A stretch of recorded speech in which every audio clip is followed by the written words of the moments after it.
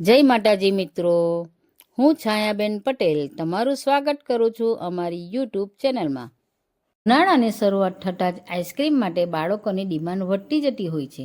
આજે આપણે 3 ફ્લેવરની આઈસ્ક્રીમ બનાવીશું.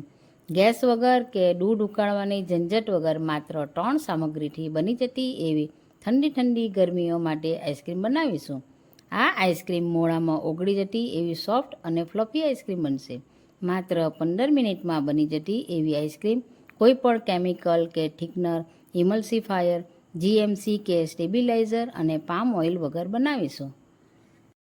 પહેલી આઈસ્ક્રીમ આપણે ફુદીના ફ્લેવરની બનાવીશું. તો અહીં મેં ફુદીનો લીધો છે. હવે આ રીતે એક એક કરીને પાન તોડતા જઈશું. આ જ રીતે આપણે બધા પાન તોડી લઈશું. ફુદીનાને નેચરલ કુલિંગ એજન્ટના નામથી જાણવામાં આવે છે. હવે આપણે ફુદીનાને નાના નાના ટુકડા કાપી લઈશું. આ જ રીતે આપણે નાના નાના ટુકડા કરી લઈશું. તો તેની માટે પહેલાં અહીં આ ટાઈપનો ઊંડો વાટકો લીધો છે. ત્યારબાદ એનાથી નાની સાઇઝનો વાટકો લઈશું. હવે સ્ટીલના વાટકામાં થોડા બરફના ટુકડા ઉમેરી લઈશું અને આ રીતે વાટકો ઉપર મૂકી દઈશું. અહીં તમે બરફના ટુકડાની જગ્યાએ ઠંડુ પાણીનો ઉપયોગ પણ કરી શકો છો. હવે અંદર આ રીતે ક્રીમ ઉમેરી લઈશું. અહીં તમે કોઈ પણ બ્રાન્ડની ક્રીમ લઈ શકો છો. અહીં મેં 250 mlનું પેકેટ લીધું છે. હવે અહીં મેં આ ટાઈપનું ઇલેક્ટ્રિક બીટર લીધું છે. હવે આપણે ઇલેક્ટ્રિક બીટરના મદદથી ક્રીમને 8થી 10 મિનિટ સુધી લો ટુ મીડિયમ સ્પીડ પર બીટ કરી લઈશું. એક ટિપ્સ આપીશ કે તમે બજારમાંથી ક્રીમ ઘરે લાવો અને જ્યારે બનાવવાનું હોય ત્યારે 1 કલાક પહેલાં ક્રીમને ડીપ ફ્રીઝરમાં મૂકી દેવું, જેથી જલ્દીથી ક્રીમ ફ્લફી બની જશે. 10થી 15 મિનિટ પછી તમે જોઈ શકશો કે આપણી ક્રીમની સાઇઝ ડબલ થઈ ગઈ છે, સાથે સાથે ફ્લફી અને સ્મૂથ થઈ ગઈ છે. આ ટાઈપનું બેટર થાય એટલે સમજી જવું કે ક્રીમ રેડી છે. હવે એમાં 200 ml કન્ડેન્સ મિલ્ક ઉમેરીશું અને એક સ્પેચ્યુલાના મદદથી કન્ડેન્સ મિલ્કને સારી રીતે મિક્સ કરી લઈશું. હવે આપણે ક્રીમમાં કાપેલા ફુદીનાના ટુકડા ઉમેરી લઈશું. ત્યારબાદ બજારમાં આ રીતનો ફુદીના ફ્લેવરનો એસેન્સ મળતું હોય છે, તો તેના 5થી 6 જેટલા ડ્રોપ્સ ઉમેરી લઈશું. હવે એમાં ગ્રીન કલર ઉમેરીશું. એસેન્સ અને કલર ઓપ્શનલ છે, તમે એને સ્કીપ પણ કરી શકો છો. ત્યારબાદ 2 ચમચી જેટલી ચોકો ચિપ્સ ઉમેરીશું અને સારી રીતે મિક્સ કરી લઈશું. આ આઈસ્ક્રીમનો ફ્લેવર મારા ઘરમાં બધાને ખૂબ જ ભાવે છે.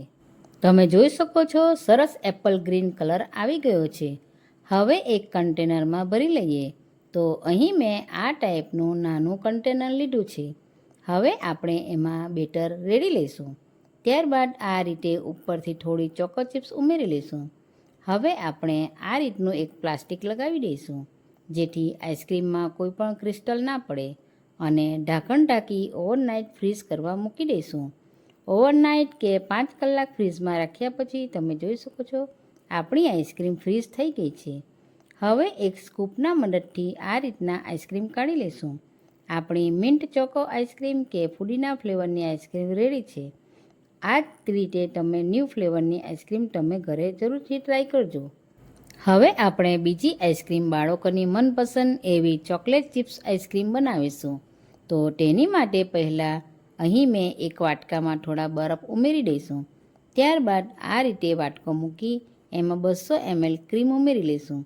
હવે એક ઇલેક્ટ્રિક બીટરના મદદથી ક્રીમને 8થી 10 મિનિટ સુધી લો ટુ મીડિયમ સ્પીડ પર બીટ કરતા જઈશું. એક ટિપ્સ આપીશ કે બજારમાંથી ક્રીમ ઘરે લાવો અને જ્યારે બનાવવાનું હોય ત્યારે 1 કલાક પહેલાં ક્રીમને ડીપ ફ્રીઝરમાં મૂકી દેવું, જેથી જલ્દીથી ક્રીમ ફ્લફી બની જશે. 10થી 15 મિનિટ પછી તમે જોઈ શકશો કે આપણી ક્રીમની સાઇઝ ડબલ થઈ ગઈ છે, સાથે સાથે ફ્લફી અને સ્મૂથ થઈ ગઈ છે. આ ટાઈપનું બેટર થાય એટલે સમજી જવું કે ક્રીમ રેડી છે. હવે એમાં 200 ml કન્ડેન્સ મિલ્ક ઉમેરીશું અને એક સ્પેચ્યુલાના મદદથી કન્ડેન્સ મિલ્કને સારી રીતે મિક્સ કરી લઈશું. હવે આપણે 2 ચમચી જેટલો કોકો પાવડર કે ચોકલેટ પાવડર ઉમેરીશું. ત્યારબાદ 2 ચમચી જેટલા ચોકલેટના નાના નાના ટુકડા ઉમેરીશું. હવે 1 ચમચી ડાર્ક ચોકલેટની ચોકો ચિપ્સ ઉમેરીશું અને સારી રીતે મિક્સ કરી લઈશું. અહીં તમે ડાર્ક ચોકલેટની ચોકો ચિપ્સ ના હોય તો તમે સ્કીપ પણ કરી શકો છો. તમે જોઈ શકો છો કેટલો સરસ ચોકલેટી કલર આવી ગયો છે. અને થોડો વધારે ચોકલેટી કલર જોઈતો હોય તો તમે બજારમાં મળતો બ્રાઉન ફૂડ કલર યુઝ કરી શકો છો. ચાલો તો હવે કન્ટેનરમાં ભરી લઈએ. અહીં મેં એક પ્લાસ્ટિકનું કન્ટેનર લીધું છે. તેમાં આ રીતે આઈસ્ક્રીમનું બેટર રેડી લઈશું. હવે ઉપરથી થોડી ડાર્ક ચોકો ચિપ્સ ઉપરથી ઉમેરી લઈશું. હવે આપણે આ રીતનું એક પ્લાસ્ટિક લગાવી દઈશું જેથી આઈસ્ક્રીમમાં કોઈ પણ ક્રિસ્ટલ ના પડે અને ઢાંકણ ઢાંકી ઓવરનાઇટ ફ્રીઝ કરવા મૂકી દઈશું. ઓવરનાઇટ કે 5 કલાક ફ્રીઝમાં રાખ્યા પછી તમે જોઈ શકો છો આપણી આઈસ્ક્રીમ ફ્રીઝ થઈ ગઈ છે.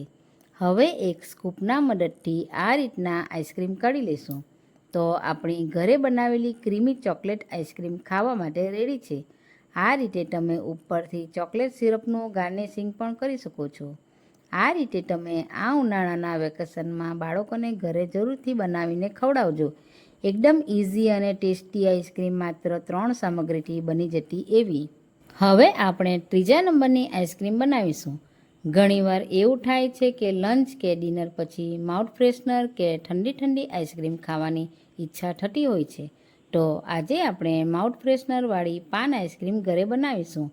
માત્ર 10 મિનિટમાં બની જતી એવી ટેસ્ટી અને ક્રીમી આઈસ્ક્રીમ બનાવીશું.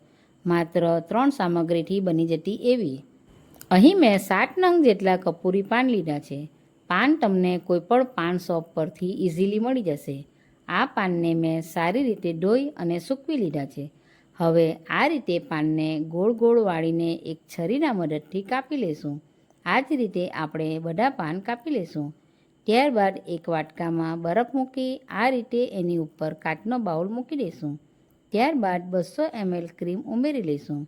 અહીં તમે કોઈપણ બ્રાન્ડની ક્રીમ લઈ શકો છો. હવે એક ઇલેક્ટ્રિક બીટરના મદદથી બીટ કરી લઈશું. તમારે લો ટુ મીડિયમ સ્પીડ પર જ બીટ કરવાનું રહેશે. તમે જોઈ શકો છો આપણી ક્રીમની સાઇઝ ડબલ થઈ ગઈ છે અને સાથે સાથે ફ્લફી પણ થઈ ગઈ છે. તમારે ઓવર બીટ ના થઈ જાય તેનું ધ્યાન રાખવું. હવે તેમાં 200 ml જેટલું કન્ડેન્સ મિલ્ક ઉમેરી લઈશું અને સારી રીતે એક સ્પેચ્યુલાના મદદથી મિક્સ કરી લઈશું. ત્યારબાદ કાપેલા પાન ઉમેરી લઈશું. હવે 2 ચમચી જેટલું ગુલકંદ ઉમેરીશું. આ ગુલકંદ મેં ઘરે બનાવ્યું છે. એ રેસીપીની લિંક મેં ડિસ્ક્રિપ્શન બોક્સમાં મૂકી છે, જરૂરથી જોજો. હવે 2 ચમચી જેટલી કલરિંગ ટૂટી ફ્રૂટી ઉમેરીશું. હવે 7 થી 8 ડ્રોપ્સ જેટલું ગ્રીન ફૂડ કલર ઉમેરીશું. ત્યારબાદ એક સ્પેચ્યુલાના મદદથી સારી રીતે મિક્સ કરી લઈશું. અહીં તમે ગ્રીન ફૂડ કલર સ્કીપ પણ કરી શકો છો. તમે જોઈ શકો છો કે કેટલો સરસ એપલ ગ્રીન કલર આવી ગયો છે. ચાલો તો હવે એક કન્ટેનરમાં ભરી લઈએ. અહીં મેં એક પ્લાસ્ટિકનું કન્ટેનર લીધું છે. તેમાં સારી રીતે મિશ્રણ રેડી લઈશું. ઉપરથી થોડી તૂટી ફ્રૂટી ઉમેરી હવે આપણે આ રીતનું પ્લાસ્ટિક લગાવી લઈશું જેથી આઈસ્ક્રીમમાં કોઈ પણ ક્રિસ્ટલ ના પડે અને ઢાંકણ ઢાંકી ઓવરનાઇટ ફ્રીઝ કરવા મૂકી દઈશું.